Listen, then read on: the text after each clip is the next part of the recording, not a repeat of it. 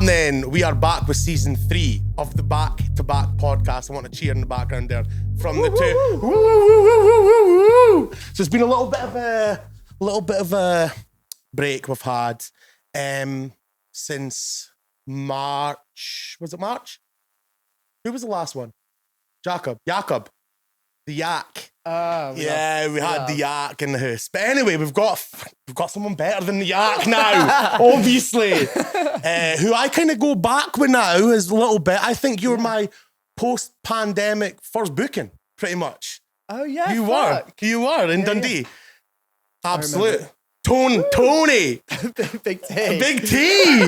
What's happening? How you doing, mate? I'm good, yeah. I'm always happy to come up to Scotland, and it's always good to see you. Fucking love it up here, don't you? I do love it up here. Well, yeah, all my family from here, so it always feels like I kind of was up here loads. Your when I was a name, kid, your so second name. It's a Mick. Yeah, that's it. It's McGinley.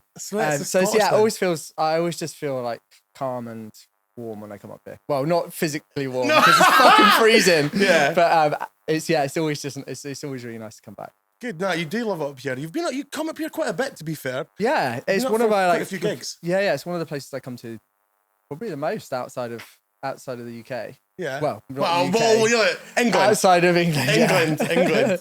Well, I would consider it outside of the UK. Like, to be fair, it's definitely better than the UK. It's definitely a different country. Yeah. But So I actually part. First time ever, right? So we were just speaking before, obviously, and I was saying I was like a little bit nervous because I've not done it in a little while, and I'm kind of all like, I'm a little bit restricted. I'm feeling like a little bit inside myself, and I made these cards. I've not made flashcards before, right? I'm so prepared. I actually just wrote on the first one opening, and it just says absolutely nothing on it. So there we go. That's the opening done. Man, what an absolute waste of paper, mate. What a waste of paper. So you are in Edinburgh tonight for your gig at Sneaky Pete's with Stan B-Side. Yeah. It's such a like fun little venue. Mate, it's unbelievable. Sneaky's is one of my favourite venues. Yeah, it's just like one of those like naughty little club spots, and it's Monday night, so I don't know what to expect. But I mean, if they're out on a Monday, they're going to be fine. So this is going to come out in like 2 weeks. So it'll have happened. Okay. So the people that went will be like, oh yeah, it was class. So they'll be able to say, obviously down the line. But yeah, I think it'll be a fun one. And I think if anyone's out on a Monday, then they're obviously up for it. So. Yeah. And they're always up for it here anyway. Oh, they're still out. Yeah. You know what I mean? It could be that. Yeah, they're just like swaying when I get there. Nah, it'll be good. I see what my favourite thing about Sneakies is. So obviously the size, because it's just like, it feels like everyone's on top of you when you're playing. Because of the stage at the side. You know, at the side, there's like a little stage. It feels like peering in. Actually over the top of you. Like I love that. It's so good. But it'll be banging tonight. So last time you were up was I Seen You. Last time you were up, I think. Oh yeah, SWG3. Yeah, that was a good little gig as well. But obviously, some bits and bobs threw it off. Killed it a little bit. It was. Yeah, it's just some sad things happened. Mate, look, these things. It's a total nightmare, and obviously, just needs to be more things. Obviously, we'll get off this note. Yeah, pretty quickly, and this will probably be ripped out of the podcast. But I think it's like something that needs to be dealt with, like in terms of like wisening people up. Totally, well, it needs to come from like government policy, and I think obviously with the government we've got in place at the moment, it's definitely not on their priority list to keeping club culture or any people in club culture safe. So, it's bottom of the scale, and it's mad because there's places like Berlin and stuff that are like actually pushing that to the forefront. They're wanting to make make that a priority. It's actually part of their culture. Do you know what I mean? That's it. I guess as well they know that it's a demographic that aren't really voting Tory, so it's that's also going to be one of the it's things. It's definitely not the demographic. That is like 100% not the fucking demographic. Or voting at all, probably. Let's just put it out there. Yeah. But it's definitely something that needs to be sorted. But they've seen people like flying that they're actually doing like the testing and stuff at events, which is like obviously a massive amazing step ahead. thing. It's amazing so good. thing. I know that, but I mean, I think in Manchester, I just saw that they stopped festivals from being able to do that. So I saw that, like Sasha Lord posted about it, saying the government have said they're not allowed to test anymore. So That's it's like, mental. I never even knew that. Yeah. Wow. I mean, it's a bit different up here because there was a drug thing that came up in terms of, it was like a legality thing with Scotland. They were going to legalise. You don't shit. Pull it up. Here, Paddy, pull that up. Nah, don't. We're going to get off the subject anyway. Let's just fucking leave that to the side. Fact checkers. Anyway, let's go. Right, so, where's your favourite place to play? Scotland, of course. Oh, what? You can't have to say it because I'm here. Do you know what? There's a few places. What's your favourite thing you've done places. this year so far, then? Let's say that. My favourite thing I've done this year, I mean, Glastonbury is always going to be one of my favourites. This year, I mean, the last couple of years, actually. Last year, I got to do an Essential Mix live from Glastonbury, which is fucking mad. And then this year, there's always something fucking really exciting happening that I love. Actually, one of my favourite things about Glastonbury this year is just I kind of ended up jumping on with AK Sports for a couple of tracks, and they were closing the temple. Yeah. Have you seen that, like the outdoor? Man, it's insane. It's definitely like one of my favourite spots. Yeah. There at Glasgow. And the sun was just coming up. Oh. We've just done a couple of tracks together. We've done quite a few tracks together, actually. We've got an EP together coming out at the end of the year. Yeah. So it's just really fun to play back to back. Get them out. Like, they've got fucking mad energy as well. Yeah. So we were just obviously jumping them out like a couple of crazy cunts in the booth. But then, and like you as well. Imagine that, like the total it's like chaos in the booth, but in a really fun, warm way. And you need that at that time as well, I think. Yeah. Because the energy can, I mean, you know especially it. And it was it's like 6 or 7 in the morning. The sun's out. It's, Sunday morning at Glasgow. It's like, so it was fucking magic. Yeah. It was magic. So I've never been to Glasgow before. I really want to go. What? Okay, this year. I think I might. Hopefully, do you know what it is? It's such a bad thing, right? But I want to play. For sure. I don't want to go and not I reckon play. you'll play this year. Yeah, and maybe hopefully. Well, fingers crossed. Let's just put it out there. Put that in the podcast. You're definitely on that trajectory. So we'll see, right? But so I don't want to go before I play. So that's what, and that is a bit of a snidey thing, but it's just because it's true. I want the experience to be like that rather than the other way. Yeah, I totally get that. Yeah. The only thing, I mean, don't expect any like artist luxury. No, I know that. Because it's like the one festival where it's like everyone slums it. It's like, well, I mean, it's just like it's like 100 festivals in one, right? So you might be linked in one stage, but then it's just like you're just fucking whoever in it, all the other places. So it's like you are like, you've like got to kind of go in. Club and then you're like playing it in, and the next club they're like, who the fuck are you? That is like literally on like a mega fucking scale. Back to earth. I like that. I'm up for that. I actually I'm up for that. I think so. And do you know what was mental? The FOMO that I had this year watching everybody down there, and a lot of people I know were playing. So I was kind of like, it looks class. Yeah, but, I mean, it was fucking incredible. The only thing is, I stayed off site this year, which sounds like, staying off site. But in reality, it takes you 2 fucking hours to get to the entrance. Oh, shut up. From especially because probably at the end of the night, you're going to be in Macio's or at the Down Low, or Block 9, which is all like literally at the other end of the festival. Unbelievable, by the way. I fucking love that place so much. Oh my God. I mean, it is incredible. It's definitely on my list of like places I haven't played at any of Block 9 yet. I fucking love to play it. Yeah. Even like Macio's, you just see the entire music industry in Macio's. Yeah. Because it's just 24 hours. Everyone was putting videos up of all, not of that, but of like what's it called? District? What is it called? District something? Is it Block 9? Block 9, yeah. Sorry. So, and it's like, it looks mental. Like, all built, it looks like actual buildings and that. Yeah. Oh my God. Like, the stage setting is like, I mean, it's fucking incredible. And then they do the icon stage, which is that giant head with all the projection. The face thing with the eyes, Yeah, I mean, it is magical. It's a lot of work. Like, you are broken. You're like 100% broken when you leave. But it's work. Yeah, but it's next level. Yeah. It's next level. I don't think I feel as broken as when I come. We've been training for years for this shit, mate. Yeah, like, you are like fucking you're well versed. Yeah, you're well versed. I know the script, mate. You know the script. It's fine. So what I'm going to do, right, we'll go back, right? And I thought, so normally, I say this every single podcast, but the best place to begin is the beginning, right? Okay? I say it every single time because it's the laziest way to get into it. But, so what was it like growing up? And so is Torquay a small place? What is it like? Yeah, it's a small seaside town where Now, I mean, there is not a music scene at all there. That's a shame.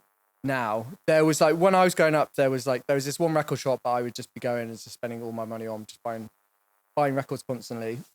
And then because I was in the record shop so much, the guy... What was it called? It's called Sounds. Okay. And the guy that run the record shop is called Mike Gowan. He's like a local legend. Okay. He also had a club there. And then basically, because I was just in the record shop all the time, they like offered me a gig. Yeah. And that was like the first time I ever played. And then we were lucky that there was also this other club called The Monastery, which is this converted church. And it opened at 12 o'clock, shut at like 7 a.m. They didn't serve alcohol. So it was like, so yeah, bottles of water, mate. Bottles of water. It was everyone was very hydrated. Everyone's hydrated to park. Yeah, but it was like, right. but it sounds good. It was honestly, it was insane, and it was kind of, they played like hard house, techno, trance. It was quite banging the music there. That's good though. But when I first went there, like, and it was the first time I. What kind of age were you when? So to get like, so your first foray into dance music, right?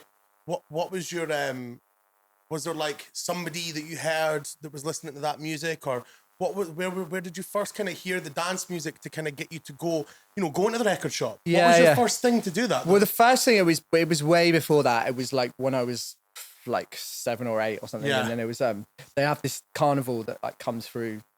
Like it's called Torbay Carnival, and it's like all these really tacky floats and like music blaring. Unreal. But then there's one of them while I was watching it, like as a kid, there's this music blaring, and then all of a sudden I see this like troop of majorettes like in formation giving it the fucking, and I was just like obviously, yeah, here we go.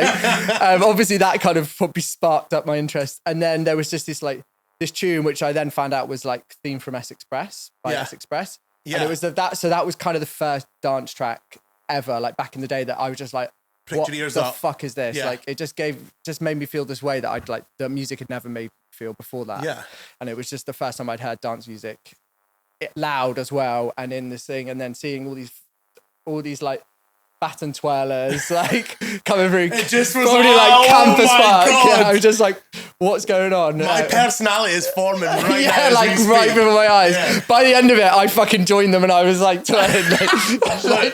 No, I mean, I was like obviously desperate to. But that was like my first ever really experience of like dance music loud.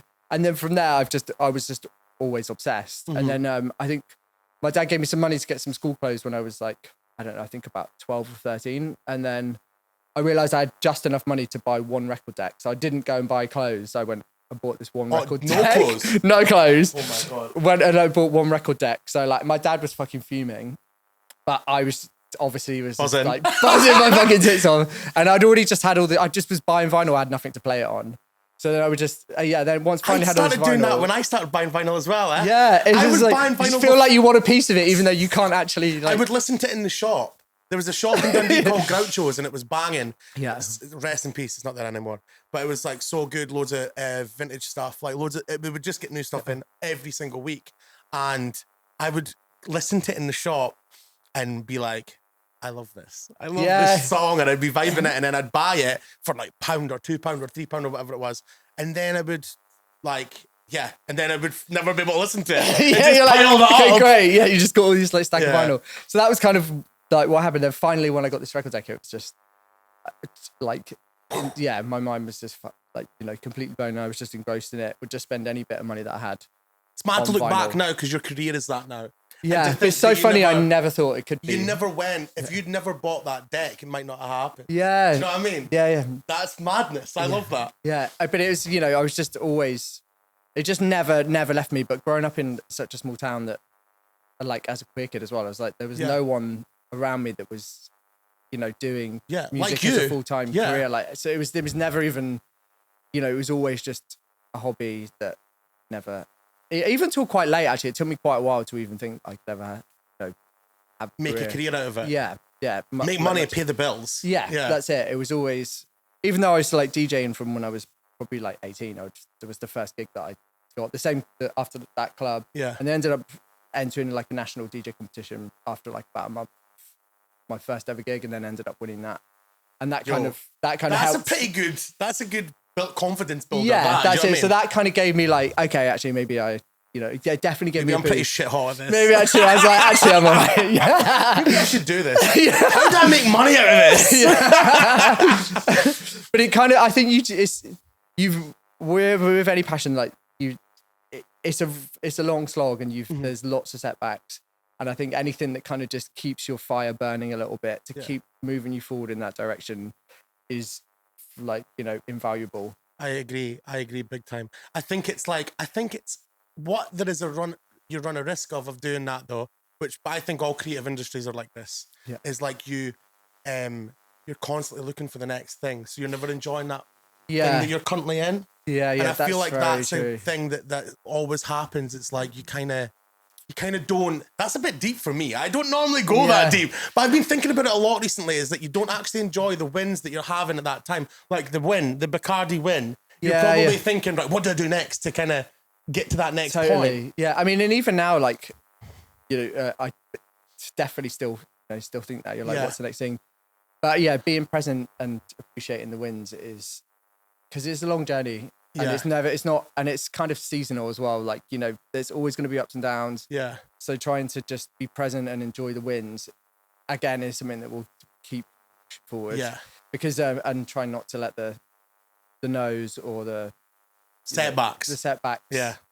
Because there's always going to be setbacks. I think it's just about being able to pick yourself back up and keep pushing forward. And that's, I guess, where it works, because if you're so passionate about something, then you will drive through. Do it. Like for me, like making music is kind of gives me like it's. I'm not saying it's like gives me my self-worth, but if it makes me feel good about myself if I write a good tune. Like that's kind of what I go back to if something's.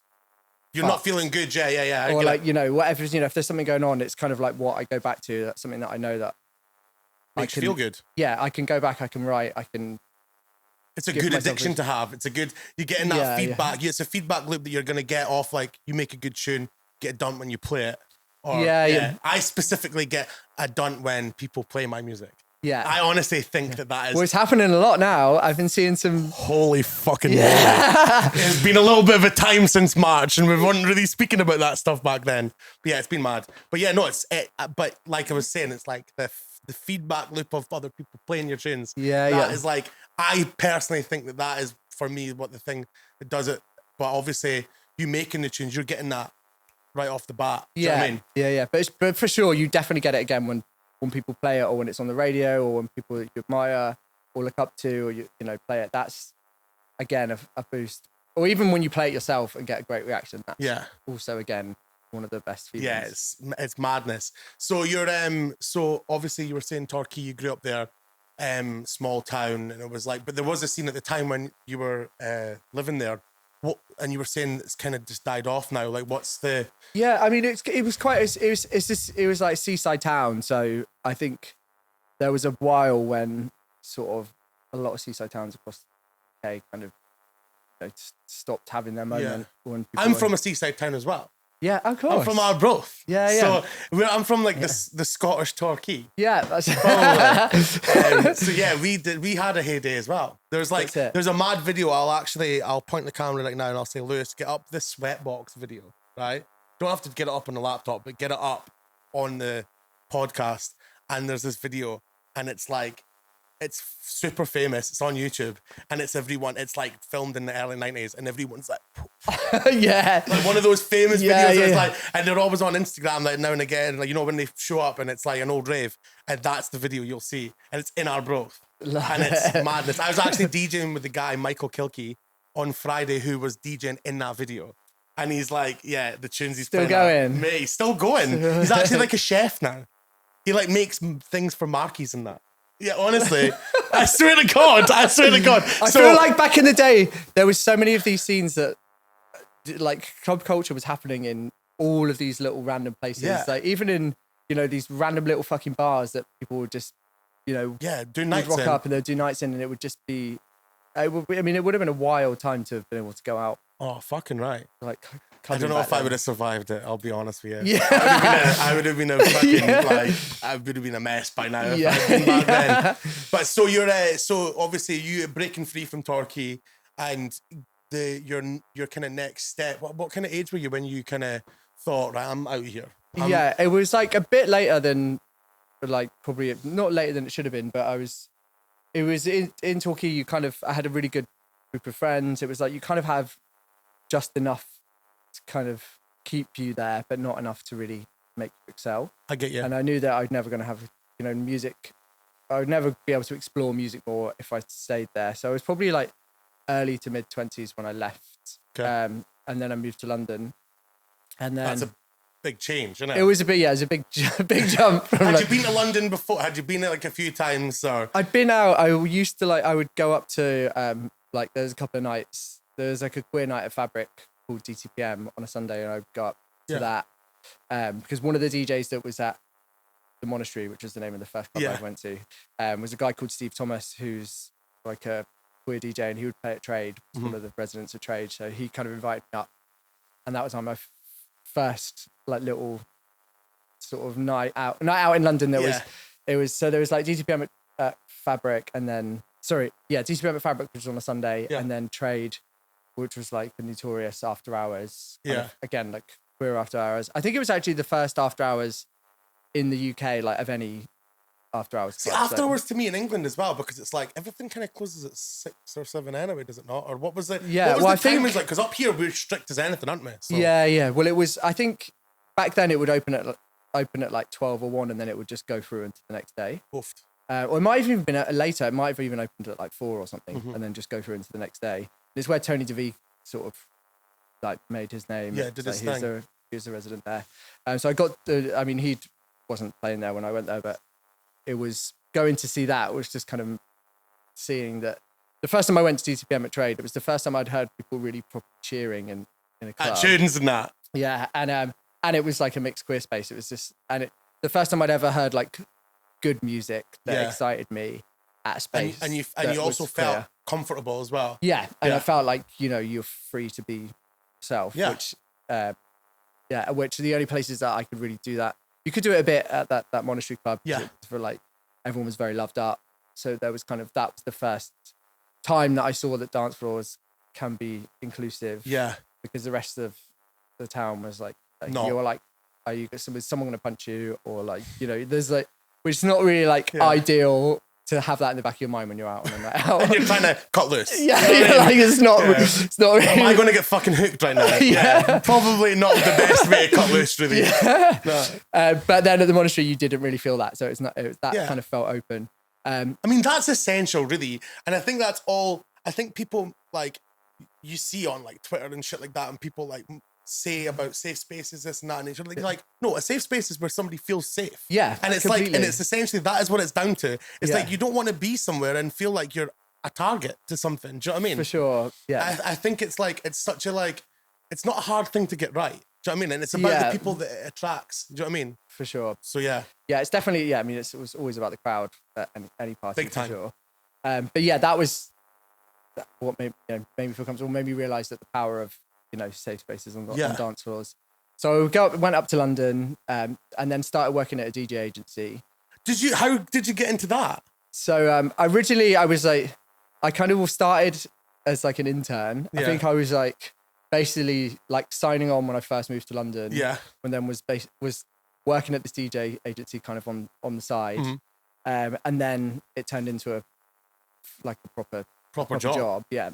And I think originally I wanted to kind of work in music, obviously, but I wanted to sort of see how the back end worked. Yeah. DJing. And I kind of just wanted them to sign me. Like, that's why I started working there. Got to get your foot in the door. you got to hustle it in any way you can. But then I started working with a few artists and started kind of like looking after some of my own artists. And one of those artists was a guy called Larry T. I know. I was that's on this card. Oh, look how prepared I am. Fucking look at you on it. I don't even need it anymore. That was mental. So I actually managed to guide that into that. I think that was. But yeah, Larry T. So to be honest, like, I know like about Larry T. And I like obviously Party Monster and all that sort of. That was like his background. Yeah. So he was, he invented Electroclash, which is like Miss Kitten. Yeah. He started a festival, called it Electroclash. So he kind of coined the term. Yeah. Electroclash, and then did a festival. So you're from a similar area as me, like, but music wise, like that. That was my when I first started getting into dance music. Love all that. Yeah, Felix the House Cat. Yeah, like a kind of Vitalik and stuff like that. But obviously that's a little bit harder. But like like La Rock was still one of my favorite. Oh my tracks. God, I absolutely love that tune.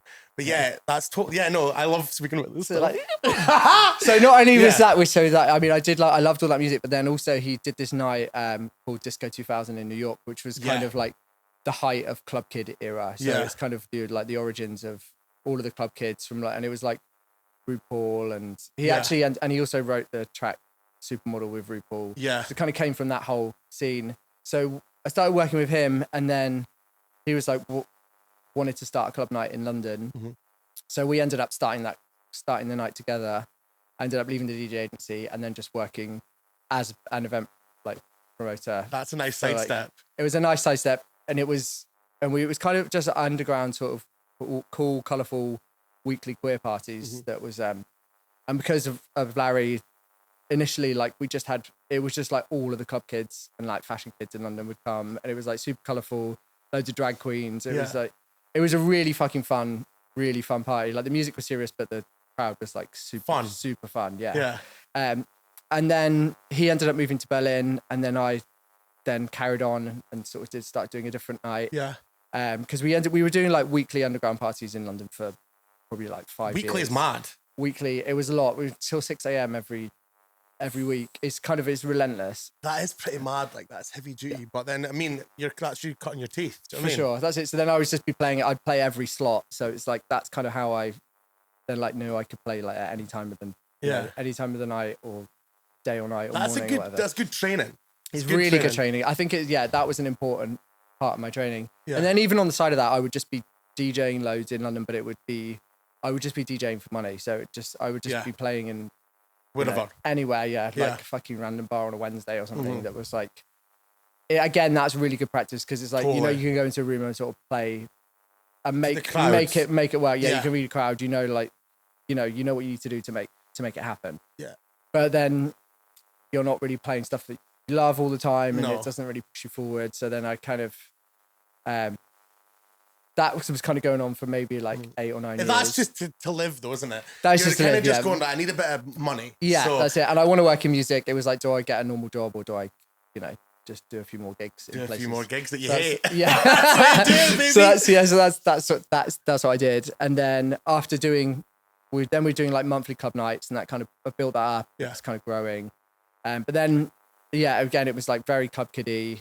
It kind of just felt like it wasn't necessarily about the music as much. And it wasn't, I wanted to focus on being an artist and making music again as well. See, that's some mad focus that you've got there, because like obviously if you're it's easy to get wrapped up in what you're having to do to make the money and stuff. And then obviously you're going like, no, I want to fucking do this myself. For sure. It was scary as well because these club nights, we were only doing them once a month by the end of it, but that was like paying all my rent, paying for everything.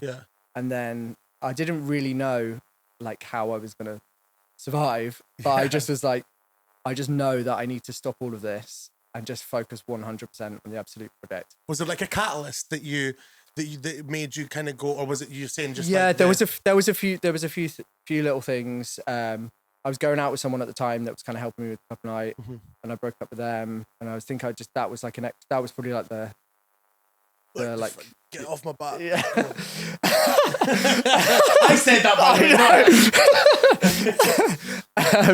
and that kind of gave me a little extra push. But it was a massive leap of faith because it's like I don't know how I'm going to afford to live, but I just know that I have to do this.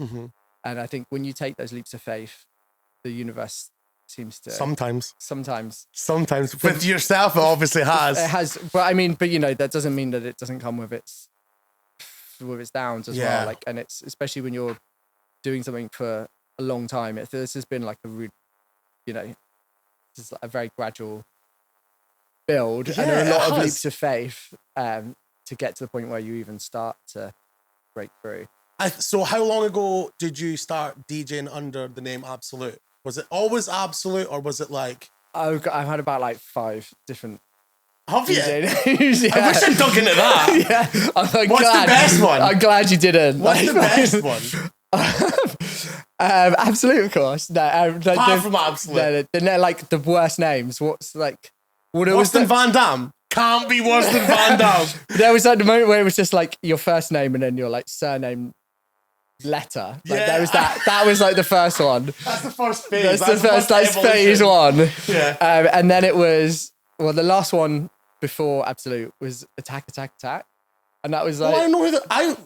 I think I heard of you then. I mean, I was maybe putting out some music and it was a little bit, but it was very like early doors. Maybe.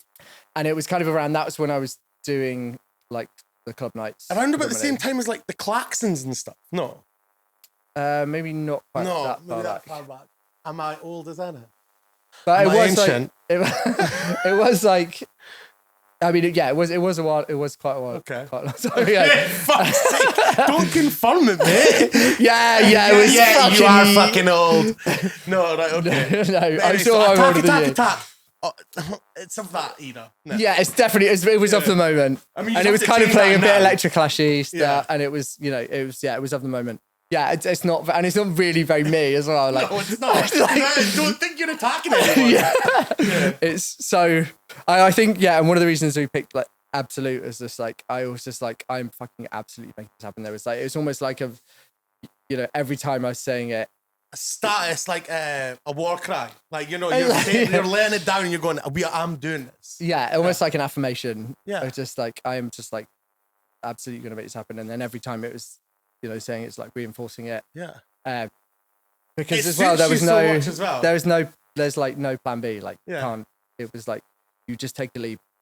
There's no plan B. You've just got to fucking go guns blazing until it happens. Until the wheels fall off. Until the wheels fucking fall off, yeah. Exactly. And they've fallen off a few times as well. Like, I think I've got 2 wheels left. Yeah. But it's not. So, and how many years ago was the Absolute So that was, name? That was maybe... Oh, fuck. I mean, I guess we also had like lost a couple of years in the middle. Yeah, we did.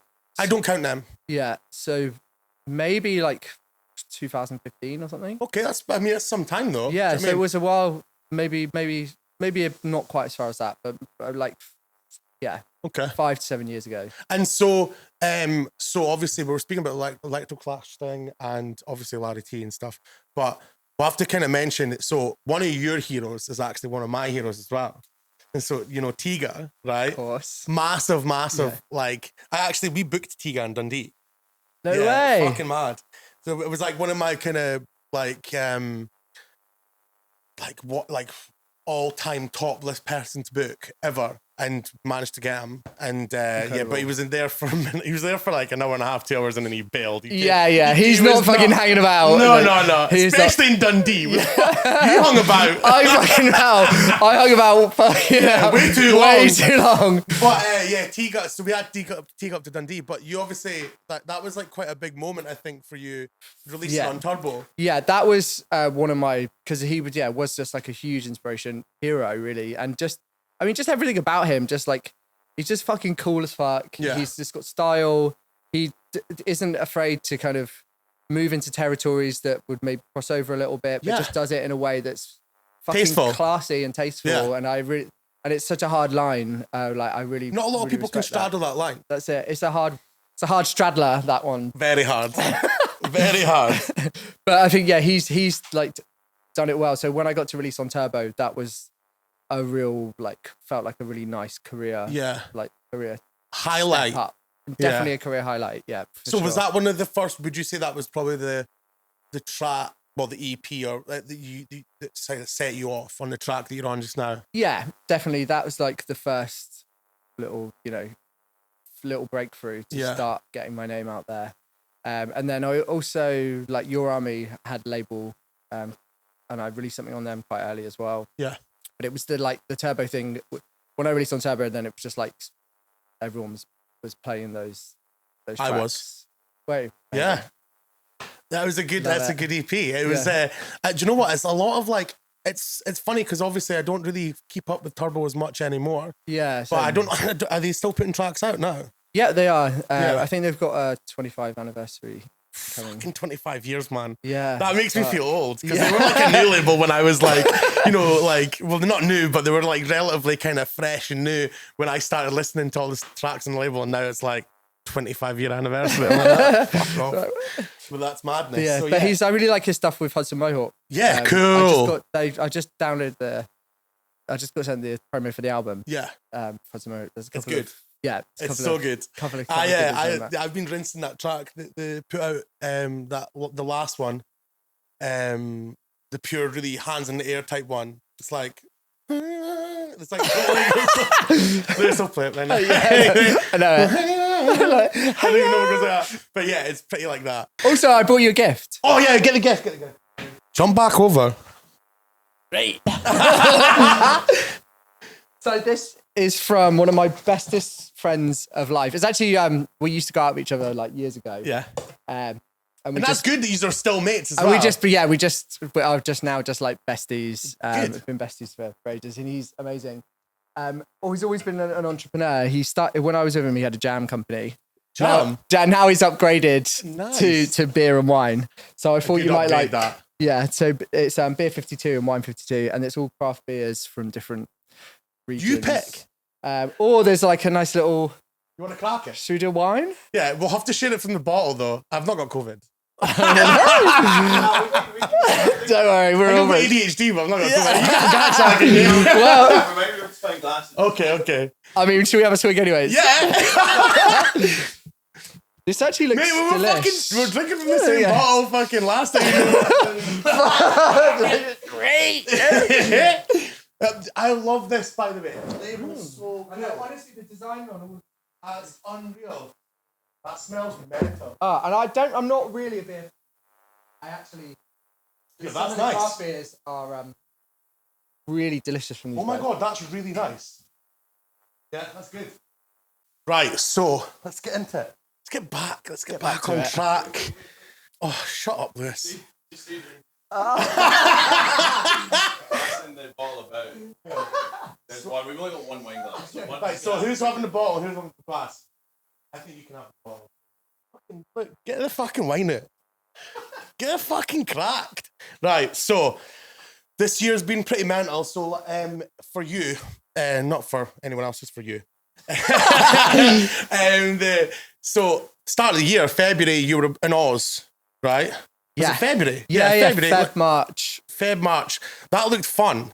That was really fucking fun, actually. It was World Pride and Mardi Gras when I first got there. So the first, and they have 2 weeks of it. So normally it goes on for a week, and the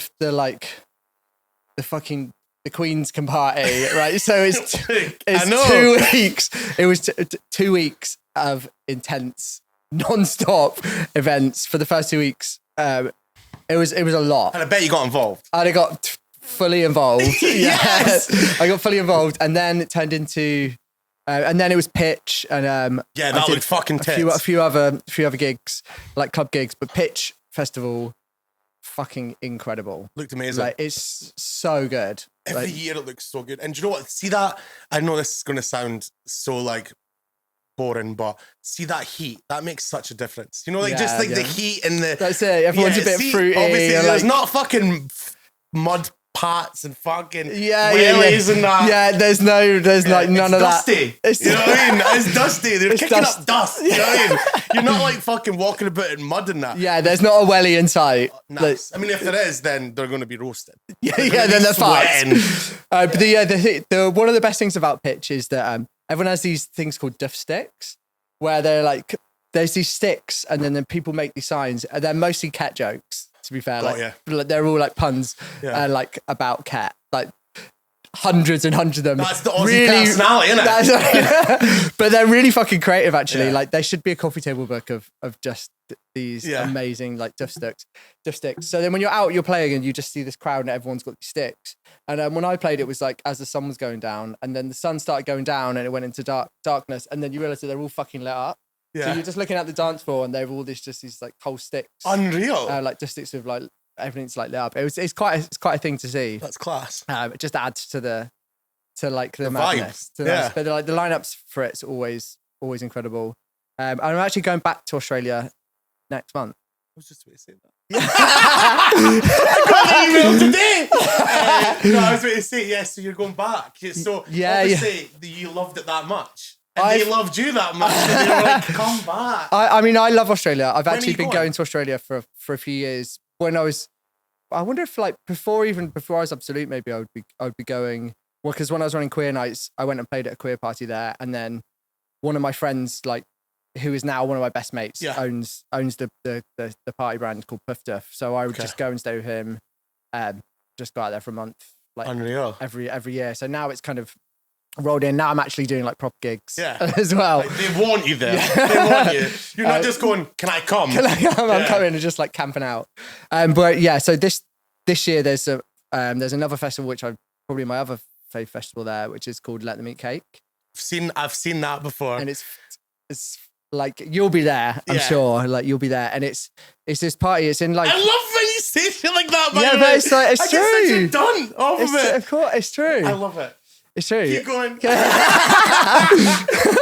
Yeah, it's in these like this mad like mansion grounds. And it's obviously like Australia is beautiful. Like the scenery is insane and like nature's beautiful. So it's in this giant mansion, and then they just set up like a mad festival in the middle of it. So you've got these like beautiful surroundings, and then just fucking hardcore lineup of artists. Yeah, it's a really good combo. And it's over New Year, and like because that's obviously their peak. That's sort of like summer, isn't it? Peak summer season. That's mad. So you're going out there for that over New Year and stuff. So I'm going over New Year. Yeah, starting. There's this new warehouse called Pika, and it's like I think it's a bit kind of. It's like a 5,000 capacity warehouse or something. I think whereabouts that's like the first gig. In Melbourne. Melbourne, okay. So that's the first one, and then I think I'm doing something in Perth. I think I'm doing Lost Sundays in Sydney. Yeah.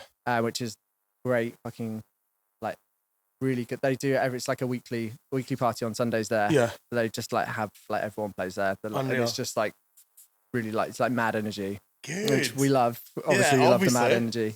And then Sydney for New Year, and then for Puff Duff, like queer party, and then Let Them Eat Cake. That's some lineup. So it should be and then you'll be fucking shell of a person coming back. That's it. And then I'm gonna try and go away somewhere and just Bali detox. I'm gonna go to Bali as well. Yes, I've been to Bali before. I've never been on. I feel like Bali's kind of like the like Australian Ibiza, but it like is. Not quite as culturally rich in terms of like music heritage. Yeah, it's. Do you know what? So I was calling it Tatty Head, but I went to Potato Head when I was there. Tatty Head. I was doing artwork at Tatty Head. I love that. I'm gonna put that. I know, Tatty Head. That's what we were calling it. I was texting him going, guest me for Tatty Head, please. Right? And he's like, no, honestly, he was. He played in Aberdeen, and then it was him and. Oh my God, what's his name? He's cool. He's too cool. He's got a beard and that. DJ Harvey. DJ Harvey. Amazing. Yeah, amazing. he was playing as well. I think it was back to back, but I can't really remember. But it was banging. And Bali was so it was total different from what I thought it was going to be like. But it was actually really fun. I had such a good time there. Yeah. I could see you unwinding thereafter. Yeah. I think I'm actually going to go for Christmas for a week, and then maybe go back after Australia and just. Yeah. I just normally in January I need to just like have like a couple of weeks of just complete switch off somewhere. Will you work on music when you're there? Because I work on music like at the moment I'm working on music a lot. Like I kind of don't really stop to the point that my management are like they're like it's actually a joke the amount of music that you're sending over. Like they're like we cannot keep up. And then if like the names are changing and all, I'm like, so you know that tune that goes a bit like this, and then it was like what's called that, and they're like, and they're like. What? Like it's just like I kind of go through like flows, and at the moment I'm just churning out shitloads of music. So you gotta do it when it's cracking, when it's there. You gotta like just like strike while the iron's hot. You know what just I mean? Like keep it going. I mean, even just like now my release schedule for this year, it's like I think I've got like 3 full releases. The next one's on. It's actual mental. Right? We're so in tune. And you know what's mad, right? The way that I've got them lined up is exactly the way you've seen them. It's honestly, look, we're in tune. I've honestly got them there. It's mad. I love it. Come on, you're a pro. You're a pro. No. I keep interrupting when you're doing it because I'm like, no, I'm running this. See, I'll get you. But yeah, so we can go straight into that. You have been fucking releasing a lot of music. Yeah, a lot of music. I mean, I think pretty much since spring this year. Well, not spring. Was it early summer kind of time? You've been putting stuff out. Yeah.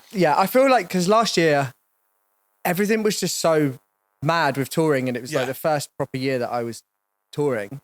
You came to Dundee. I mean, that's a mad. You go all that sort of stuff. That's understandable. You came to Dundee, so you must have been really heavy duty into the touring at that point. It was. I mean, it was a lot. It was fucking incredible. Yeah. But it was a lot, and I didn't really make any music, and it was just all of a sudden like, fuck, I don't have any music. Like, what's, you know, it was got a bit overexcited by just the whole process of it all, and just didn't. I mean, didn't really have the headspace to even sit down and really make music. If you're kind of in the thick of that, you're in a certain headspace at each time. Well, when it's like super hectic, it's like you feel like traveling, and then like it probably takes you to like Tuesday or Wednesday till you feel like alive. Normal. Yeah, and then it's like, and then you've got like Wednesday, Thursday, and then it's Friday, and you're going away again. So it's and I kind of was, you know, I was like enjoying all the festivals. I was excited to be out because I hadn't been out for ages.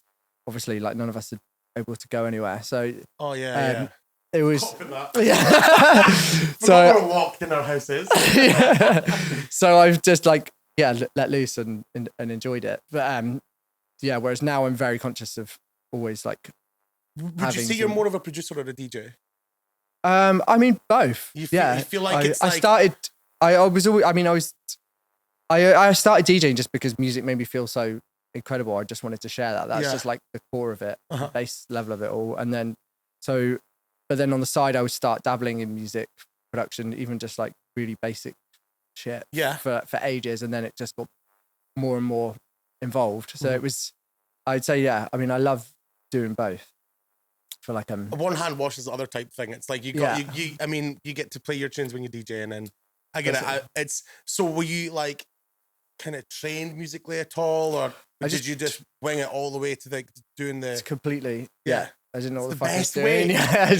I just taught myself. I think you know, you can watch all the tutorials or, you know, watch everything. You just got to actually just sit down and do it and just keep doing it. Yeah, and just finish as much as you possibly can. Yeah, and just keep finishing more. Like just non-stop finishing more music. Mate, I wasn't even allowed to take music in high school. Really? No, I fucking wasn't. I was too disruptive. Still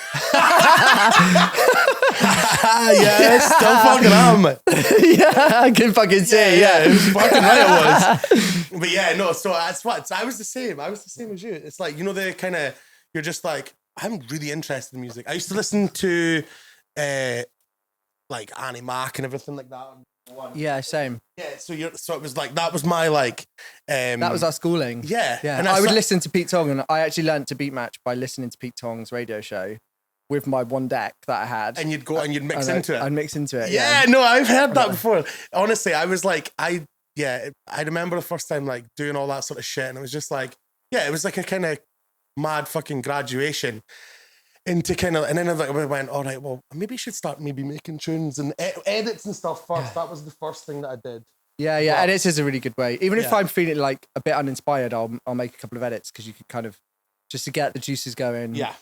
Because you kind of feel like you've achieved something. They're quite easy, quick. Yeah. Like you can, you know, slap a kick drum on that bad boy. You're like, that sounds much better. Just like increase the BPM by about 25, and then like.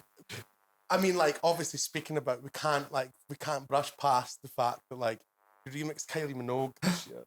I mean, fucking mental, by the way. That's like, even just saying those words now, it's just like, what the fuck? I remember speaking to Jag about it, and I was like, and it's a fucking tune as well. I think she was the first person I heard play your remix. I think it was Jag. I can't remember, but I remember hearing that. I was speaking to her about it, and she was like, yo, like, listen to this, you're going to love this track. I was, because the way that came about is, I was playing in LA it was like LA Pride, and I was like, and that I think it just come out, or it just started like popping off online, and I was like, okay, this is like the tune for like, it's obviously like Kylie is like a big queer icon. It's fucking mad as well that she's still making banging tunes like that. And then that was just come in as like fucking tune of the decade for that world. It was just like comes back alive again, does that, and then she'll pop back off. Yeah, and then she's like, just drop another bomb. But she's just like such an icon. So she is. So I basically ripped the track, put it on one of those like a cappella rippers. Yeah. Ripped the a cappella, just made my own version that I just wanted to play at LA Pride, and then it was like popping off. So we were like, okay, like we need to get this as an official remix. Nice. So, and then they got sent the actual parts, and then it all kind of. Well, and then I just got like an email back from Kylie, and it just said love, and I was like, like it was like, yes! And like the weirdest thing is like you'd get notifications on stuff, and it would just be like, Kylie has just like shared this post, and it was like Kylie just kept sharing stuff on her main feed, and I was like, like so every time she did it, it's just like, what the fuck? It's like the degrees of separation, like so like. Between me and Kylie Minogue now, there's 2 degrees because you like Kylie. She knows who I am. That's so cool though, and I can imagine it's like, do you know what's cool as well? Instinctually, you did it, and it's worked like to be like a thing. You know what I mean? Yeah, an official remix. Imagine that you buying your vinyl back in the day, and you're getting that. I know it's fucking mad. You know what I mean? That's the fucking mad. Do you know what I mean? It's also like, it was at the time when I was just, like I said, this year, especially I've just been writing a lot of music, and they were, I think it was like, my management were like, okay, you just need to finish off stuff now because you've started loads of stuff. Yeah. And then I was like, oh, P.S. I've just done this Kylie, and they're like, fuck's sake. Yeah, just finish this and it's banging. And we can never imagine it'll get signed, but who gives a fuck? Yeah, and then like, but like, I mean, the manager that I work with at the moment, she's like my new manager. She's fucking amazing. She's one of my bestest mates, and she's a little like workhorse. Good. So she just was like, right, we're getting it. That's good though. Like that keeps you in check. I can imagine. Like you're obviously explained this whole time we've been speaking. It's like you get an idea, you do it, and you're instinctual. You're doing things off the basis of like you want to do that. That's it. That's really important as well to keep like the fire going. Yeah. It's like you need somebody to cut the sausage. You need somebody to cut the sausage and actually like get it ready to go out. Yeah. Because obviously like... But there's a lot of sausage flying about. Too much sausages flying out, you know what I mean? Too many sausages flying out. And you're like, fuck, here's another one. And guess what? It's half finished. I totally get what you're meaning though. But so this year, right? So I'm going to read it from the paper because obviously like it's quite a lot, right? And but I've got a wee serious question afterwards, right? Okay. So you've got the... tune on Chris's Maximum Airtime label. Yeah. Not tune, there's an EP. Yeah. So that's what, 3 tunes, 4 tunes? 3 tunes, yeah. 3 tunes. And a remix. From Sean J. Wright. Right. Yeah. So 3 of them you made, right? And then Tony DeVitt remix, which was... Fuck, of course. And another one of my idols, heroes. Like, obviously touched on that earlier on as well. So it's like, what was that like? I'll stop listing them because we'll speak about that. What was that like to be asked to do that? That was a fucking moment. I think so. Some of because in my sets, if I was doing like a techno set, I'd play some hard house or I'd play some of that stuff from that era. And I think some of the people from the label saw some of my sets and saw some of my videos playing, and then like approached me to. Your sound works so perfectly with that. Like what you make, you're like. If I was to pick somebody to remix some of Tony DeVitt's stuff, I'd pick you. Yeah. So I see like a lot. Match. Yeah, I love him in terms of just the way that when he was DJing, he was probably one of the first DJs that was creating dance floors that were mixed, and that hadn't really happened before that. Like everything was quite segregated between different scenes. Yeah, and he was one of the DJs that kind of brought everyone together, which I like.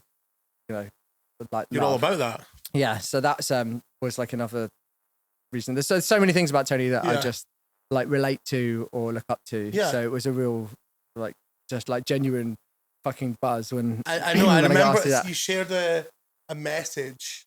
Who was that from? That was actually the nicest thing about that whole process. That was honestly, when I read it, I was like, whoa, that's actually really nice. It was honestly really like I was really emotional when I got that message. So it's his sister. Yeah, his sister.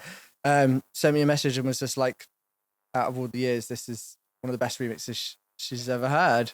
of any of Tony's tracks, and I was just like, it's hard to remix him as wow. well. Yeah, it was because they're iconic tracks. Do you know what I mean?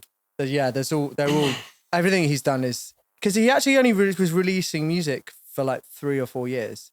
And if you think the amount of like, it was a really short space of time that he was actually releasing tunes before he like passed away. So it was, when you think about his catalogue and the amount of that he's got and the amount of, you know, bangers and legendary tunes in such a small space of time, it's even more impressive that, you know, that he has such an impact. Yeah. And that his impact is still, you know, carrying on today. Completely. And it's such, like you said as well, it's such a mad, diverse range of people that I know anyway that love his music. Like, I mean, like all the different, like, kind of types of, you know, the genres that people are into. Yeah. Kind of, it's a big range of people that I know that are into it. Do you know what I mean? And I think that's such a good thing about, like, the stuff that he put out. And also as well, it's good that like you got to remix that as well, and it's like now that's part of like the thing. Yeah, it's part of the ether. I mean, it's honestly, it's incredible just to know that I'm in some small way, you know, tied into Tony. His sister messaged you and said that. That's pretty sick. That I mean, and she's kind of she's been like really supportive since then, and we've kind of kept in touch a little bit. Cool. She's feels it's like a full circle type thing, isn't it? Yeah, that's it. And especially when I'd like had like the vinyl back in the day. Yeah. Of, like, you couldn't play it. No, I couldn't play. He was doing records, mate. I couldn't fucking play it anymore. But now I can. Now I can. No, it's so good. Like, we went into that. We went deep dive into that story there, but.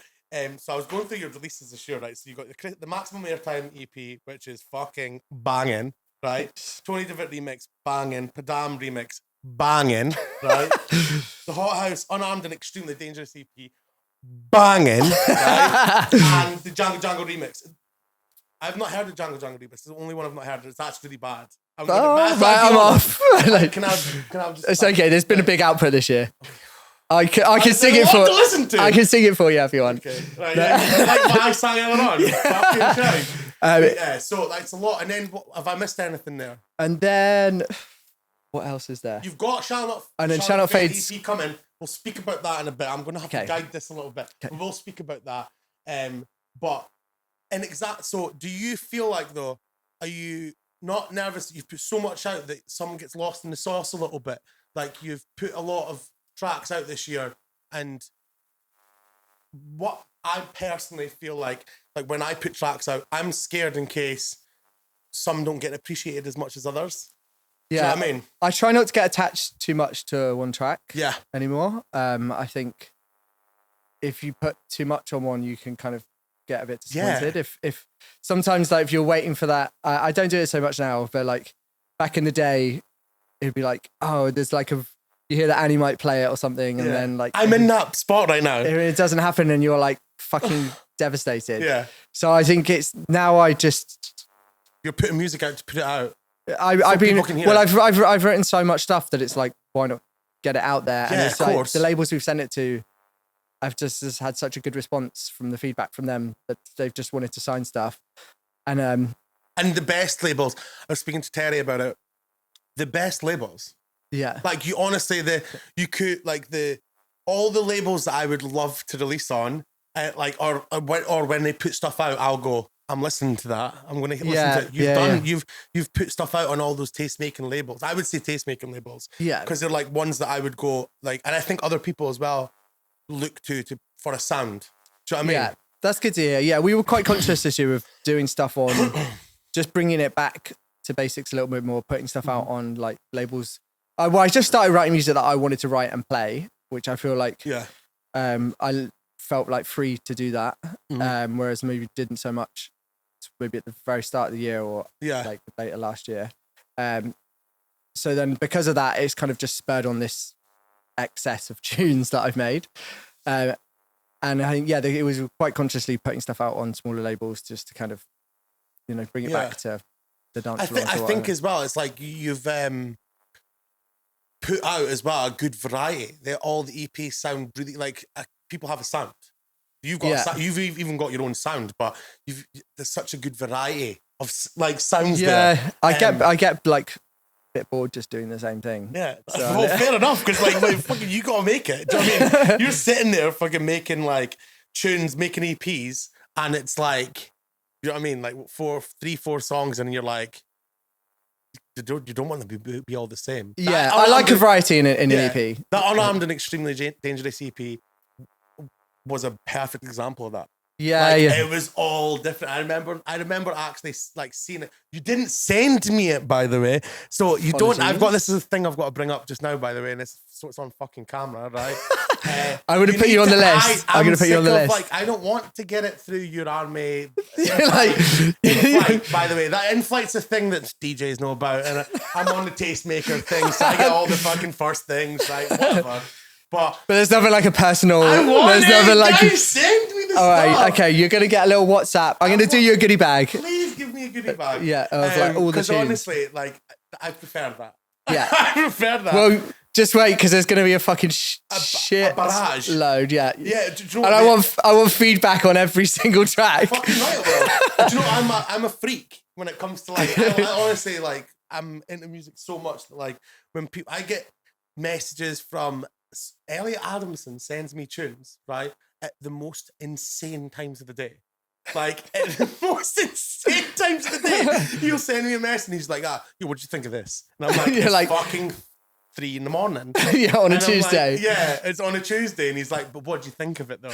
Like, can you listen to it? I'm like, no, I'm in bed. And like, my son's got school tomorrow. No, he'll send it as like on WhatsApp. It's like the actual audio file on WhatsApp. Oh, okay, like that's. He's raw dogging it. He's raw dogging it in the phone and that. So it's like, what does this sound like on your fucking iPhone 12? Fuck knows me. And like it fucking sounds alright. Yeah, it's like so. And I'll listen. I'm up for it. Well, there's a lot. Good. There's a lot. There's Give me probably them. like, yeah. I mean, I'll try and condense it down a little bit. There's the sausage and remember the sausage. There's like I'm gonna name the folder Sausage Fest. Sausage Fest. Yeah. Perfect. Maybe doesn't find it. Fucking open it. What the fuck am I going to see here? Loads of banging tunes. Loads of banging.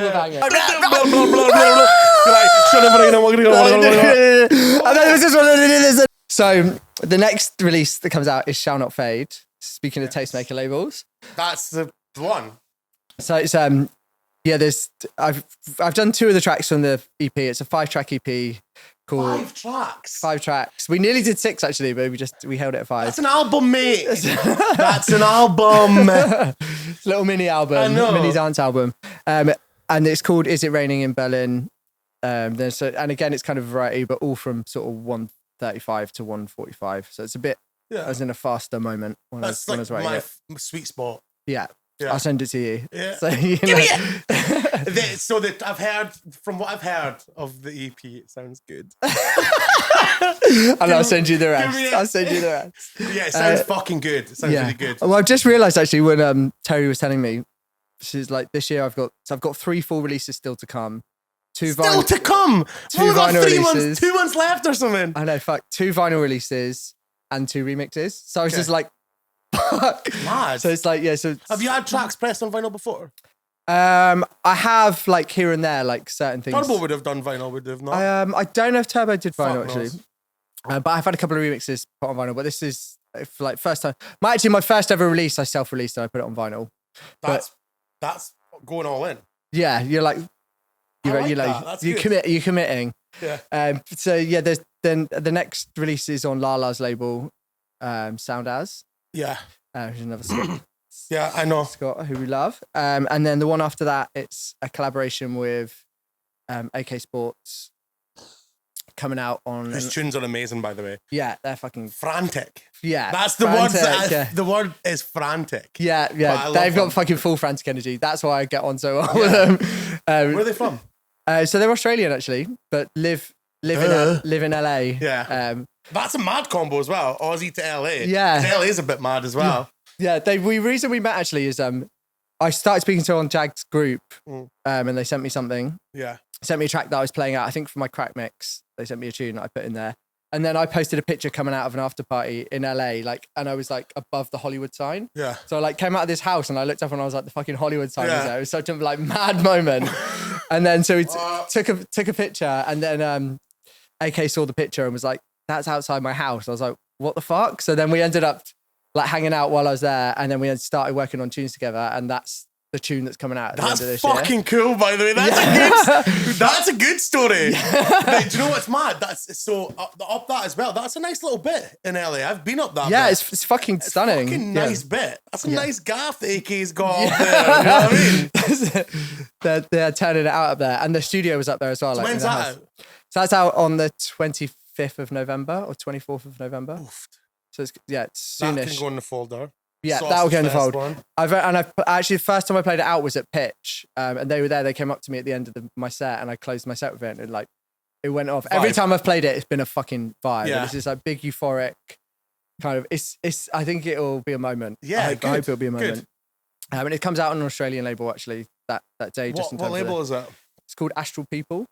I've heard of that before. Yeah. It's part of like Piaz. And they used to do that label Modular, or it's like the same team that used to do that. Piaz did, I know about them. Let's not get too fucking. Hey, loses that. Yeah. And then I've got a vinyl release on A Lifetime on the Hips, which is Demi's label. Oh my god, that's such a good Demi name for the Riccuzzo. label. Yeah, isn't it? Yeah, oh my god, I need to get a release on that. Yeah, That's you good. should. Yeah. And it's a side label to Semi Delicious. It's Okay. their like vinyl only Unreal. label. And then the Shall Not Fade release is coming out on vinyl as well. Yeah. And then what remixes am I doing? And then I'm doing a remix for Fever Ray, Yes. which is Yeah. actually shit. No, that doesn't come out till next year. There's 2 other remixes as well. Exclusive. And I think that comes out in January. And then there's another remix.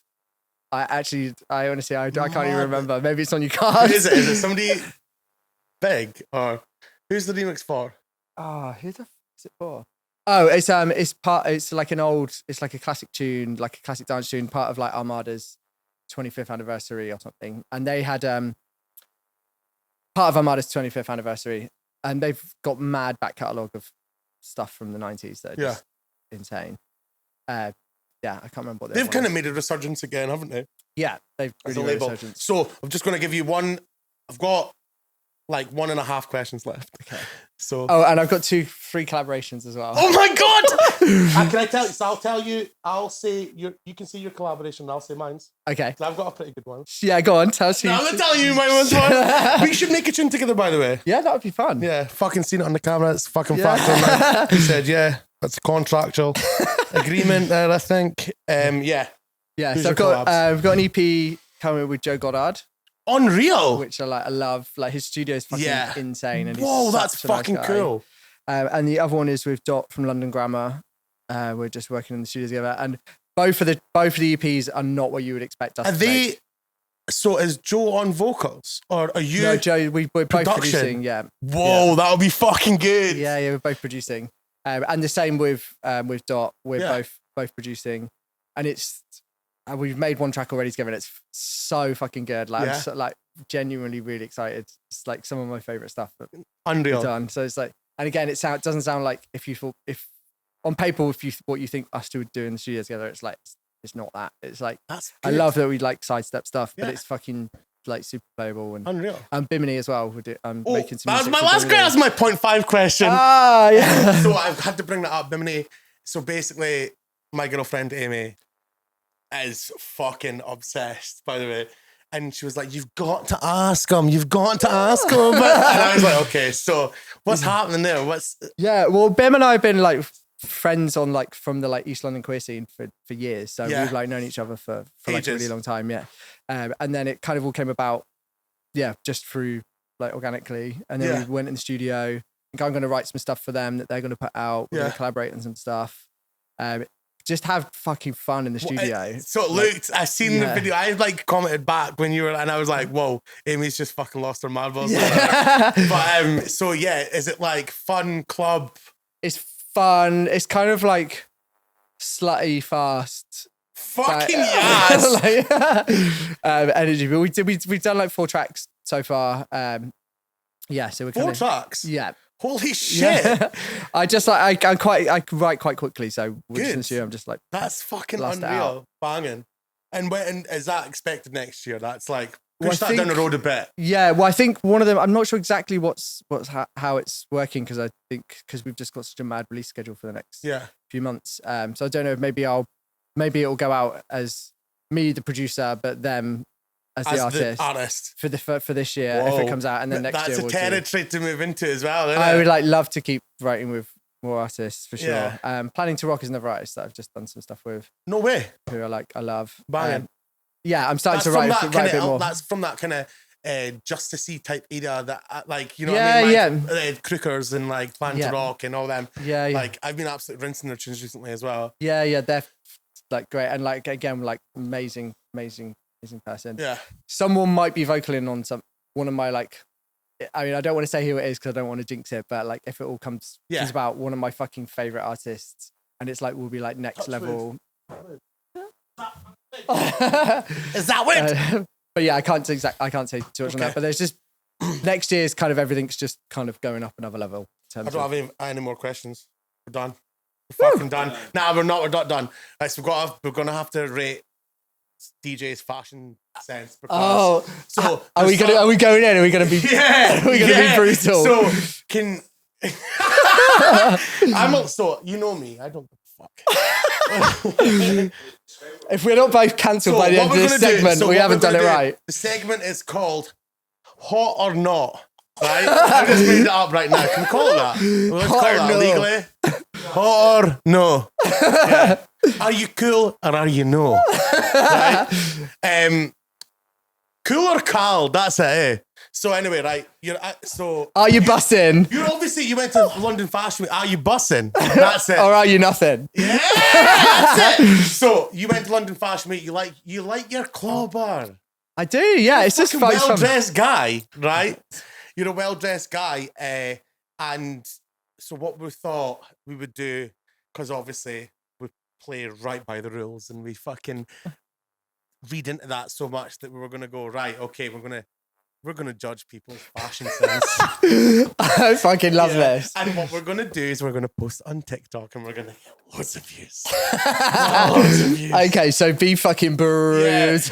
How many views we're gonna get is gonna be determined by how fucking brutal we're gonna be. But what I will say is that a few of the people I've picked out because have you picked out friends? Or no, I've not picked out friends. I've picked out people that I don't bother. I'm not bothered about fucking. Okay, fine. We've added in more friends. Oh shit!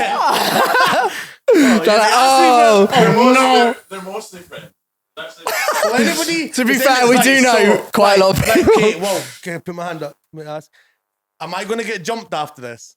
Am I going to get gigs? Am I going to get signed to any labels? I'm in a career. You're fine. You're fucking releasing on all your favourite labels. I'm wanting to. Am I going to get cancelled? Hope so. Fuck it. I'm sick of this. Yeah, I'm sick of this shit. I'm sick of it. Mate, I'm fucking steaming. Oh, fucking glass of wine and that. I'm bloated. So this segment, right, is called Bussin' or Nothing. Right? And so what we're going to do is we're going to look, right, can I just put a disclaimer out right before anything happens, right? Right, I am not saying that I am a fashion person. I wear what I like to wear and I'm a comfy guy and I'm 19 stone. And so I wear the things that fit, right? But you look good. Thank you. Good. Okay, right, let's start it off that way then. Yeah, let's just go straight time of you. Right, you win. So our first one is Calvin Harris, right? From what we know and what I've seen him wearing in all the videos that he put up with Desire with Sam Smith and all the fucking stuff that he's done, right? This year, Chino's plain t-shirt guy. I think it's like, I can't remember a single outfit, so it's obviously just not very memorable. Exactly, so it's not registered. So what does that tell you, Tone? What does that tell you? He doesn't need to give a fuck about his clothes anymore, so he just... Because he's a fucking gazillionaire. Yeah, he's got so many Yeezys. He's living like normcore. Yeah. It's full... Yeah, he's like that. Yo, what's Uniqlo got on their fucking main wall? Do you know what I mean? I can't believe I'm doing this. The Uniqlo mannequin. Here we go. Calvin. Fuck! Doesn't matter. But, it's gonna happen anyway. Yeah, it's Look, non-core. I love that. Like, get him in fucking gold. Get him in gold. Because he's not... Gold, yeah, I'd say gold. Gold. He's not rough mix, because I know a couple people that are rough Yeah, you're like... I can see a few there. Right, so let's go to the next person. Who's that? Oh, Sarah. Sarah. Actually, this as well. Sarah is like... She's looking fucking banging at the moment. She looks hot. She's turning it out with her style. I'm like giving her diamond. She's turning it out. Get her in there. What are you saying, John? I say diamond as well. I would say like multi-platinum and diamond, because I don't really... So I worked in Topshop. I used to manage Topshop, by the way. Actually, but I'm not fashion, but... I don't really know anything. But I was the fucking man. Right, get him diamond. Oh, we can do multi-platinum if you want. We can't do like favoritism here though, because obviously... But yeah, let's get him diamond, okay? You're the guest, do you know what I mean? Yeah. I'm just fucking like writing this out with you. Right? Heartstring. Ooh. I mean, it's very Y2K. It's like, it's a... On the ting just now, isn't it? It's very on the nose. Oh my god. So they've been so sad playing my track, so they're never going to play it again. I'm fucking, what am I wearing? I'm wearing matching socks and fucking jumper. I look like a dick. Right? Get them in fucking platinum. Yeah, platinum. Because it's not, I actually like, I think that you've done this pretty well, because diamond, multi-platinum, platinum, gold are not even insulting. No, they're all, if you're in rough mix that you need to be worried. Yeah.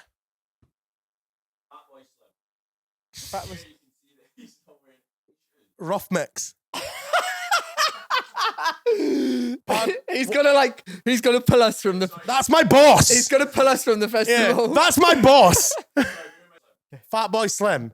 Rough mix. I mean, I actually, do you know what? When I first played with him, when I first played with him, he told me that I was like his long lost son. It was like, because he's a fucking ledge. Fucking right. He has got like more shirts than any human. When we go back to our small towns, yeah, and we say like, "Oh, we've played with Fatboy Slim," they know who Fatboy Slim is. Yeah, that's one of the people. He's like household name. My mum knows who Fatboy Slim is. Yeah. My son's honest to God, swear to God, he loves Fatboy Slim. Yeah, like loves these tunes. Yeah, so okay, so household Big name, BCT. still rough mix. Yeah, I think no favoritism. This is okay. I think he dresses well for his age. No, that was what I was going to say. Sorry, I thought you were for his brand. Okay, yeah, no. Do you know what? His demographic? His demographic is brand. It's on. I think it's gold. It's good for him. Yeah, let's do gold. I wouldn't say rough mix. Gold. Marlboro gold. It's got some good shirts. Marlboro gold. Lala. She fucking turns it out, the fashion. I think she's looks chic. She's got some looks. It's kind of effortless. Also, she's fucking gorgeous. The thing in the the mad viral video of her. Yeah. That was cool. Yeah. That was cool. Yeah. She can mix it up. I was looking at that and I was going, I could never wear trackies, right? Yeah. Honest to God, I couldn't. I couldn't wear trackies at a gig like that and look cool. Yeah. Ever. She can wear anything and it looks good. Yeah, see, I think that's up the top tiers there. Totally, yeah. I'm saying diamond for La. Okay. I'm not going to disagree. Fuck off. Is that you? This fat bastard. It's me. I know. In that photo, I'm wearing the worst. It's a shirt that's got pure mad angels and shit on it. I wore an Ibiza. No, it's silky. It's silky. It's silky. That was a nice shirt. It doesn't fit me Are you anymore. like stay in your case? Me anymore. Stay in your case. The gym. It's silky. It's Van Damme. It's Van Damme. It's me. To be honest, I like what you've got on now. I think this is cute. But normally, do you not like what I've got on? Why don't you tell me the fucking truth? Normally you are rough mix, but I'd say facts. No. Since I got a girlfriend, it's probably been that. She's definitely got you. Since you since you've been the manager at Topshop. Like I've not been alive for 34 years. It's like yeah, I'm just fucking learning how to dress myself. Okay. No, this outfit you've got on, I would say multi-platinum. Oh. I'd say platinum to multi-platinum. Look, shut up. You fuck, put me on rough mix then, do it. But it's not going to make you feel better about your fake specs. You fucking hypocrite. But the silky fucking angel shirt is rough mix. Put me next. The silky angel shirt is rough mix. It's not angel. Do you know what it is? It's star signs. I just remembered. Okay, if there's one below rough mix, we can put it in that. We're the same. I would put us in the same. Yeah, okay. Put me and Fatboy Slim in the same. That's my dad. It's my boss. But he didn't tell you that, did he? He told me that. He told you that. It's your dad, but it's my boss. Yeah. You know what I mean? Oh, because you signed? Yeah. Fucking Amazing. He's wanting more, baby. So this outfit of Annie, Annie Mac. So this outfit of Annie, I think, is really fucking chic. I love the yellow like the yellow suit. She's aged with so the white. gracefully. Cancel. Okay. No, I think this because I've known her for years, and I think that because I met her years ago, and I remember when she was like younger, and she fucking was in that kind of era, and now she's a mother now, and she's fucking doing the thing. Yeah, and I think that, and she's also not a fucking DJ like the same way as she was before. Yeah, so I think she dresses like. Good. Like that particular outfit, she looks class in that photo. I love. It's really fucking chic. It's like she looks like she smashed it with that. And even like when I was with her at Glastonbury, she was like in like Glastonbury vibe. You know, she's still looking clean. Clean, yeah. Yeah. Yeah. Well, you were there was no. I was thinking like shit. Yeah. Trekking 2 hours. So you were staying off site. You know what I mean? What the fuck? Yeah, that's like it was a lot. Yeah, it was a lot. Like when you've been out all night Showers. and then you're like trying to go to the exit, 2 hours just to get to that. It's not ideal. But yeah, so I'd say multi-platinum. Yeah, I'm multi for Annie. It's Ben Hemsley. Ben Hemsley. He's rough mix. It's got to be rough mix. It's kind of. I love that. I actually like. Do you know what someone said? Someone made a comment saying he looks like he's like.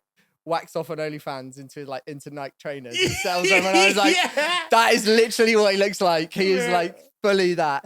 It's like it's scally chic. He basically. Is so fucking. And do you know what? He'll be so behind this. Yeah. He's gonna share this. So he's a fucking what you'd call up here a fucking Ned. Yeah. Right? He's the final boss. He's the final boss. He's probably not the final boss, Ned. I would say he was like the one before the very, very end. There's a couple of cunts. Penultimate Ned. Yeah. I would say rough mix. He's right in rough mix. Yeah, I'd say rough mix. But to be fair, but it works. Fair, the bravado to wear trackies everywhere. Yeah. Like fucking court. The biggest gig of your life. Yeah. Also all your big moments in the house. Yeah. Versatility is fucking best. That's what I would say. Yeah. Ariel's a vibe. I like this outfit. I think it's really fun. So Ariel, a girl called Hayley Scanlon from Dundee, has made like a few outfits for her. Okay. Yeah. So there's a Scottish connection there. So yeah, Ariel turns it. Ariel turns it. I would say multi-platinum. So would I. No, what are you doing? No, I would say... fucking really trying to cut cords with people here. Do you know what I mean? Really they're on the same level. Some fucking relationship. It's one level. They're both on the same level. Hashtag are on their own in there. Oh my god, get up! I know who next. Eights. Is he better dressed than me or worse dressed than me? Let's just do that, right? He doesn't give a shit. He's a t-shirt and jeans guy. He's t-shirt and jeans. It's not. He's got nice trainers. He's got good trainers. He's got nice trainers. He's got good t-shirts. He's got good t-shirts as well. But then that's what us big fellas have got to do. Do you know what I mean? Yeah. We've got to do the t-shirts and shoes thing because it's that's our thing. But you're not doing that. But no, it's a huge jumper. But it's good. This is great. Okay. I think I would just say, I love Dan, by the way. I love Dan as well, by the way. By the way. No, I love him. Oh my God, that just reminded me when there's this video when I like took over for him on New Year. There's this video, like someone just filming us get on the video, and he was like, "Oh, if I was gay, I'd bum you." Like you could just hear him say it, and it's like in his Bristol accent as I'm taking over the deck. All right. So for that, rough mix. So one time I was at an after for Eats Everything, right? With Dan, when I was a young fucking scally wag. And I was at an afters and I chucked an apple at him and I said, eat this. And he did. And he fucking caught out of the sky. He caught the apple and I was like, I'm out here. Yeah. And after that, I'm leaving. He's gold, I think. I love him. Yeah. Yeah, gold. He's gold. He looks good in that photo. He looks great. Looks good. Go for it. Go for it. Can't believe Ben's going to be like that. So I'm actually making a tune with Ben Hemslett just now. Oh, go on. He's making a tune and I'm just going to pretend I'm on it. I sent him a bunch of stuff and then he was like that. He was like, nah. Nah, I'll do something though. Yeah, no, and it's like the MIDI and stuff and he used the tune sounded different, but then he's like tranced it up and it sounds fucking banging. Right. So then we've been going back and forth since then, but he's not well just now, rest in peace. After this, yeah. He's not well after this slating. Yeah. If it's a terminal illness after this, you need to edit that out.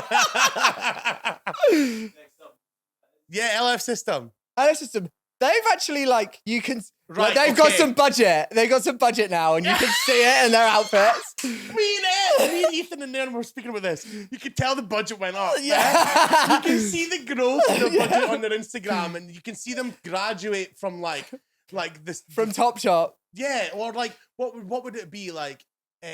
Even the brands, right? And we could see them graduate, and you're like, "Whoa, Connor's wearing some fucking nifty gear now." Yeah, like, yeah. Connor's turning Connor's it. a snappy dresser. Yeah. I think Sean's a reserved guy, so he doesn't do what Connor does. But I think, like we said earlier on, yin and yang, I think they balance each other out. So I would happily put them in platinum. I'd say platinum. Yes. Yeah. Ahead.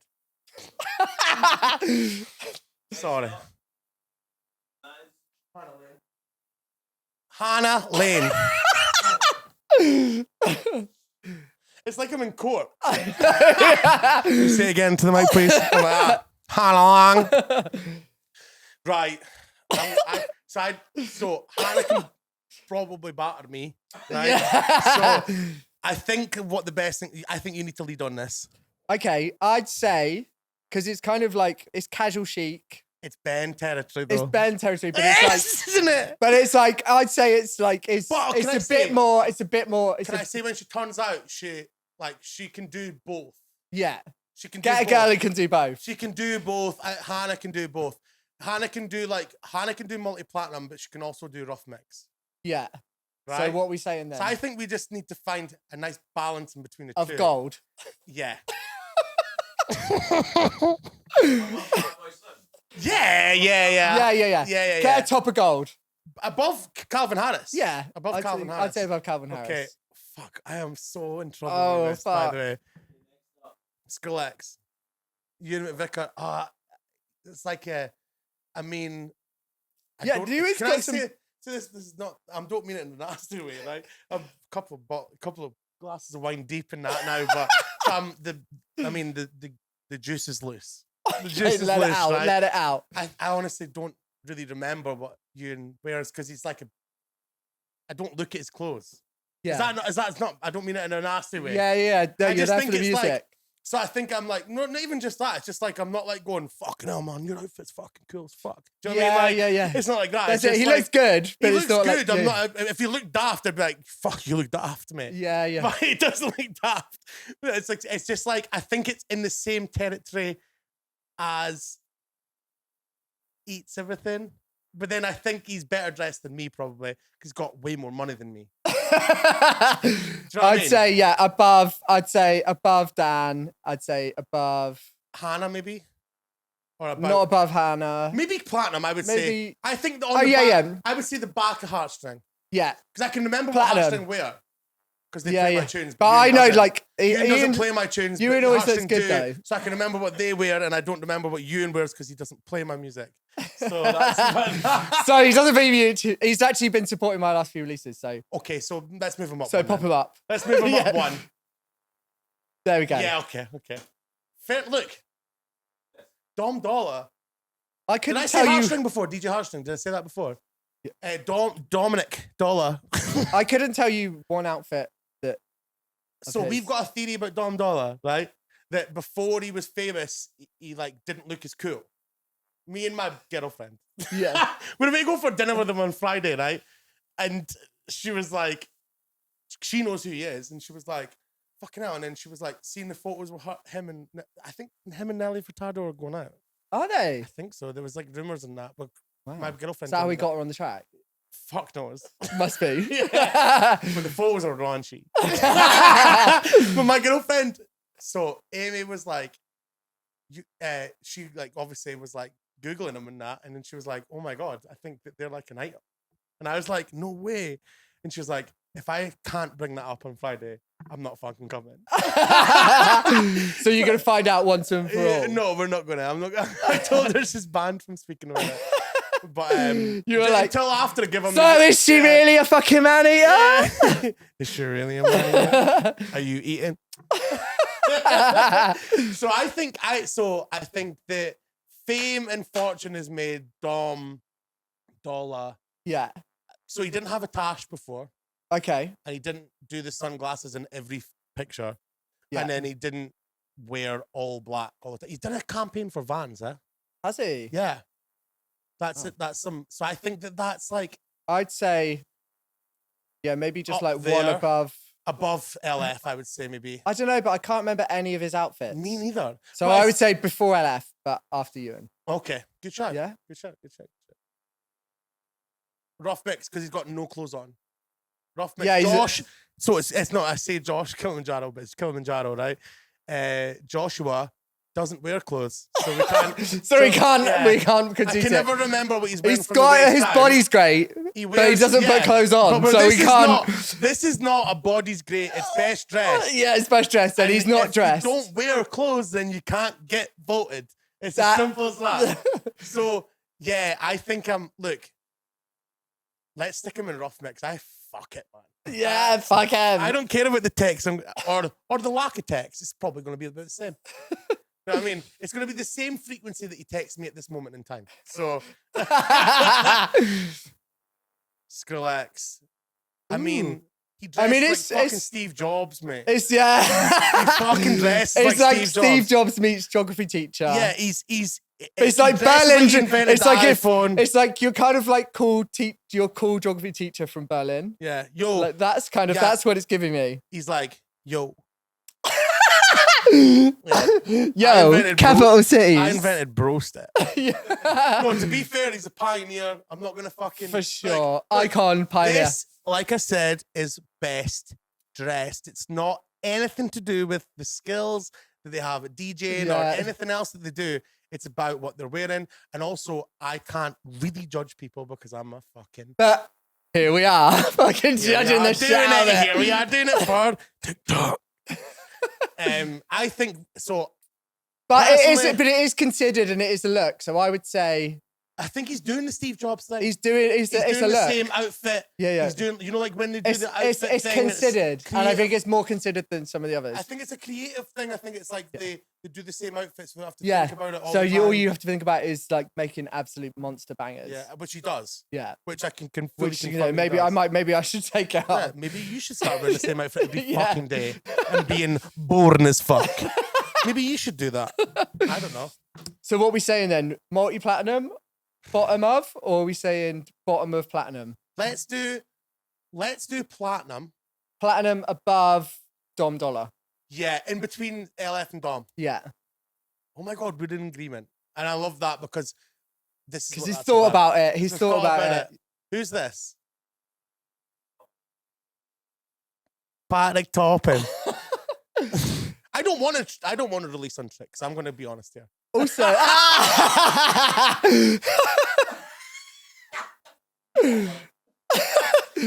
same. So I'm gonna Same. Also, can I'm I going just all in say, here. you've literally picked everyone that is on the same management as me. So like, that I've got the same management as like 5 of those Is artists. Terry going to veto this? So they're probably gonna cut. He vetoes everything I do. So you're gonna if cut Terry out- starts vetoing stuff, They're gonna cut like 5 of those artists out. Patrick. can I? No, you go. Well, it's not really my vibe. It's just that DJ It's spicy. t-shirt. It's just t-shirt vibe. It's spicy, right? So But he has got some nice shirts. there's a guy and he's got started good wearing bod. these really, really fancy sunglasses, and it reminds me of a guy from Ocean's 11. Okay, see, Right. I'm getting more like Oceana than Ocean's 11. No. So the guy from Ocean's 11 is the guy that like sorts the fucking things out. You know, like it's the guy Okay. that's Ross's dad in Friends.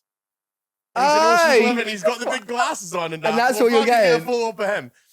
That's what he's wearing glasses like. And every time I see photos of him wearing the glasses, I'm like, I think of that guy. And I'm like, yeah. That's what I think of. I think of casinos. Well, if you're getting Casinos Ocean's 11, that's good. I was literally like getting Oceana, not. Bye-bye trick. Bye-bye trick. Yeah. Look, I didn't No. want to release on trick anyway. You know what I mean? I also think Patrick's amazing. No, he's a really, legend. like, He's a legend. And like one of the like sweetest, kindest people. Fucking nicest. But cunt. The nicest. He's so sound. And do you know what's mental? He's actually played a couple of times in Dundee. yeah, Madness. you Coming can't over knock there, it. It means it takes a different type of person. But I'd say outfit wise, are we saying better than Eats? I think we've not in a territory where he's like minted. He's got so many Yeezys. Yeah. So many Yeezys. He's stinking of Yeezys now. So Riddled with he's Yeezys. got a cupboard full of Yeezys, right? So I think we're in platinum just because of the Yeezys. No, I mean like I think because of the money. I think because he's got loads of money, and I think Yeah. when people say I money would doesn't say bring you, though, give you style, with that much budget, you should be up in. You should be, yeah. be turning it more. You're right. You should be diamond, right? If I had diamond budget, I would be gold. 100%. I'd be gold. I'd still be gold. I actually might be rough mix if I had that budget, because guess what? I wouldn't give a fuck. Yeah. But I think he's platinum, multi-platinum. I think like in that territory, like Skrillex territory. I would say less than Skrillex. I think Skrillex is like probably better. You're trying to get signed to his label. Collab with me. Collab. Okay, so we've got in Diamond, we've got Sarah Story and Lala. Yeah. There. In multi Annie, I feel like Annie's up there as well with those I three. think so too. I think we should move Annie up to the I bottom think of- that like I didn't sell it as well as I wanted to sell I it think more. Annie's like Annie. I would say would maybe even be right at the top. I think that she'd be above Diamond. She would be like, I don't know a word above Diamond because I'm an idiot. But I think that maybe, I think that she would put her at the start. She knows her shit now. She's like, she Yeah, knows her I think she if knows we're her like shit. rating them like top to bottom, Yeah. she turns out the looks. Agreed. And then we're La and Sarah. So Diamond, Annie Mac, Sarah Story, Lala. Lala. Multi-platinum, we've got Ariel Free. Platinum, we've got Oof System. We've got Skrillex. We've got Pat Tops. We've got Dominic Dollar. We've got McVick, Uzi McVick, and then we've got fucking DJ Heartstring. 2 DJs, Heartstrings. And then in gold, we've got Hannah. She's going to fucking be annoyed at me for that. She's going to fucking not be happy about that. But I don't give a fuck. And Calvin. Yeah. Who's he with, by the way? In that photo. I thought it was maybe Aurora. his missus. Oh, it's probably is.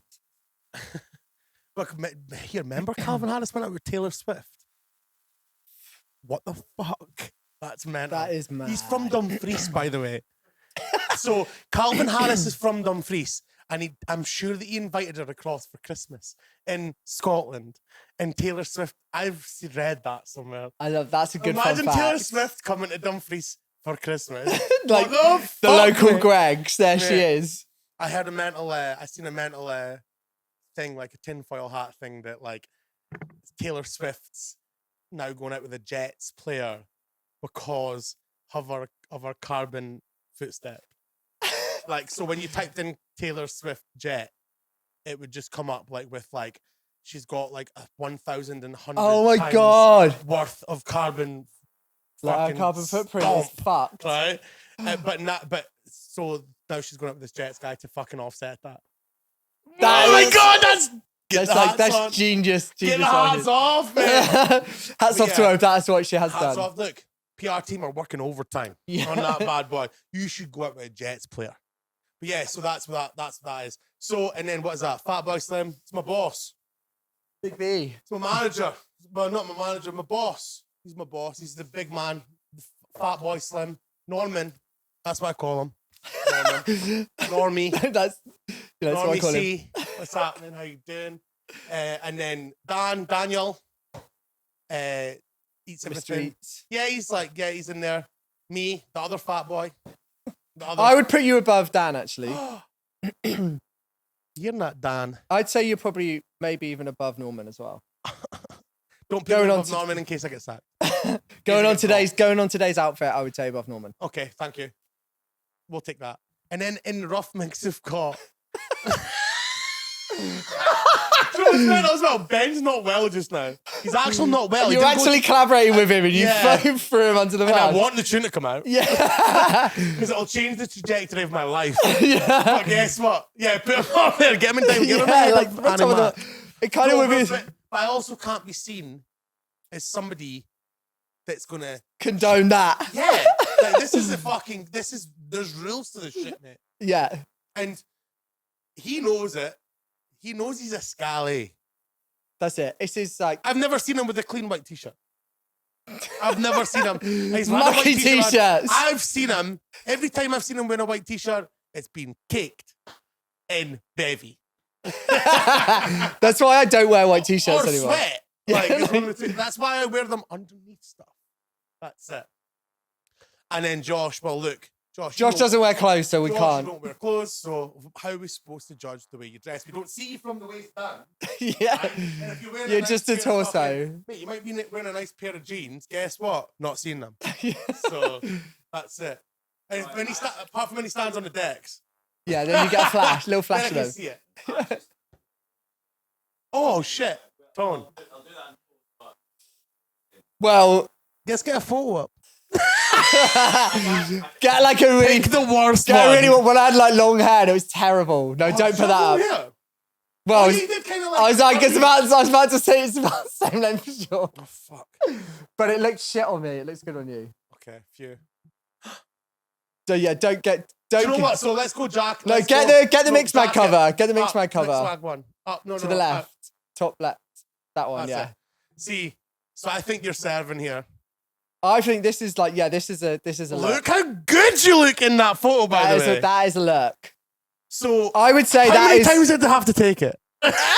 just that was the first take actually. I love that. You know what, so the green hair's out though. Well, We're it's done out. with it. I We're think done I've with it, had I it. think. Yeah, I think we're done with the it green was on hair. it. And then there was a DJ that was copying me with it the other day, and I was like, Doss. nah. Well, guess what? It's the most sincerest form of flattery. Yeah. I think we're putting him in multi-platinum. I would say. We're not doing diamond. That's I would say. What, you're going to say diamond because you fucking want to be in diamond? I would say that look is diamond. I think it's on a level of those looks that we're looking at. Oh my God, you're doing it. You're cheating. You can't put yourself in diamond. I've got to decide. All right. I'll put you in diamond. I would say definitely diamond. It might I'll be put at the you in back. diamond if you keep being friends with me. Okay.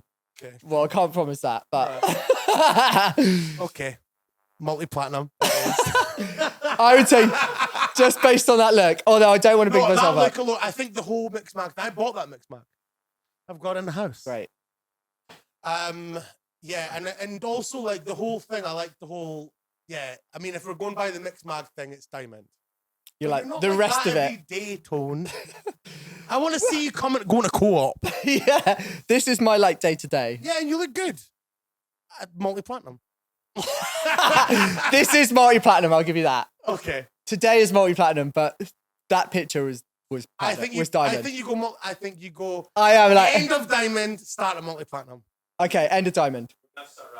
Okay. Okay. Look, we're End done. of diamond. End of diamond. Okay. Right. Okay. So, what do I have to say at the very end? I can't remember. I'm fucking steaming.